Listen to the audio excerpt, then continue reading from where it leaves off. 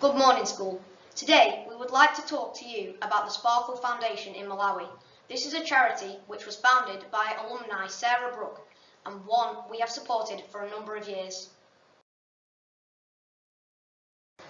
When agreeing to support a charitable organisation, it's important to understand why our help is needed and how it will improve the lives and outcomes of the communities involved. Malawi is a long, thin land, locked country in East Africa. It's about half the size of the UK in area, with a fast-growing population of nearly 20 million people. It is one of the world's poorest countries. Nearly 90% of its people earn a living by farming. More than 50% of Malawians are living below the poverty line, which is estimated 20% live in extreme poverty. Malawi has one of the highest HIV prevalence rates in the world, resulting in AIDS orphans and children living with HIV. Due to a lack of education and skills, many families are unable to afford for their children to attend school. 80% of households do not have access to electricity, and food in some areas is scarce. Many families and communities are trapped in a cycle of poverty, which is incredibly hard to escape. This is where the Sparkle Foundation comes in. The Sparkle Foundation aim is to improve the prospects, self-sufficiency and resilience of the community. It does this by focusing on education, nutrition, healthcare and community involvement.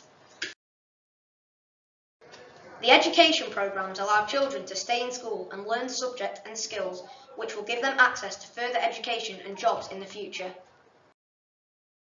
The Sparkle Clinic looks after the healthcare needs of the entire community by running preventative, vaccination and awareness programmes, training local healthcare workers and looking after the needs of the most vulnerable, including children with HIV. With 50% of Malawians suffering from stunted growth, early prevention is key. If a child under 5 suffers from malnutrition, studies show that they will never fully recover. Therefore, Sparkle introduced health evaluations to identify and treat children who could be at risk of malnutrition. These are carried out monthly on the children in the projects. Sparkle runs a number of tailored outreach programmes in partnership with local communities, village heads and government bodies to empower local people with tools and knowledge to become self-sufficient and food secure. At its heart, the Sparkle Foundation attempts to deliver a future in which every community has equal opportunity to live a life of health and self-sufficiency in Malawi. Thank you for listening to our reflection section today and for your support in our fundraising events. We are going to end with a poem, The Difference He Made by Randy Poole, and a message from alumni and CEO of the Sparkle Foundation, Sarah Brook. Hi everyone, I'm Sarah, CEO and founder of the Sparkle Foundation. I actually went to Arnold School and left when I was 16. I'm not going to tell you how many years ago that was because it will make me feel really old. But I just want to say a massive thank you to everyone for continuing to support Sparkle.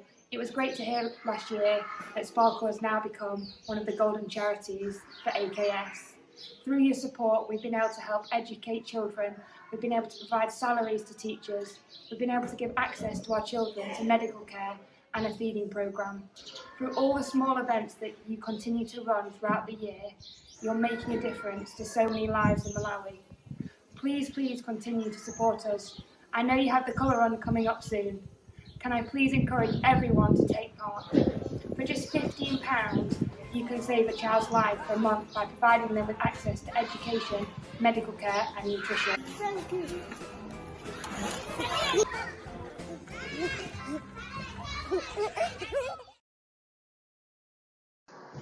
The Difference He Made by Randy Poole.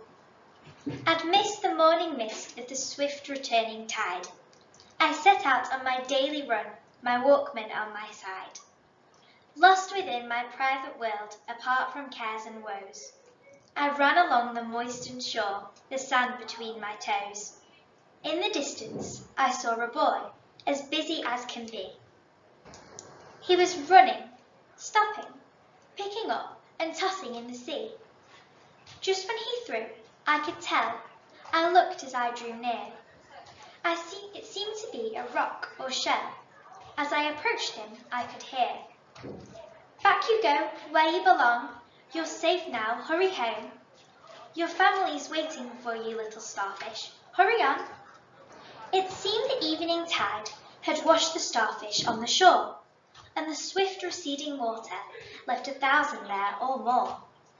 And this self-appointed saviour was trying one by one to toss them back into the sea against the racing sun.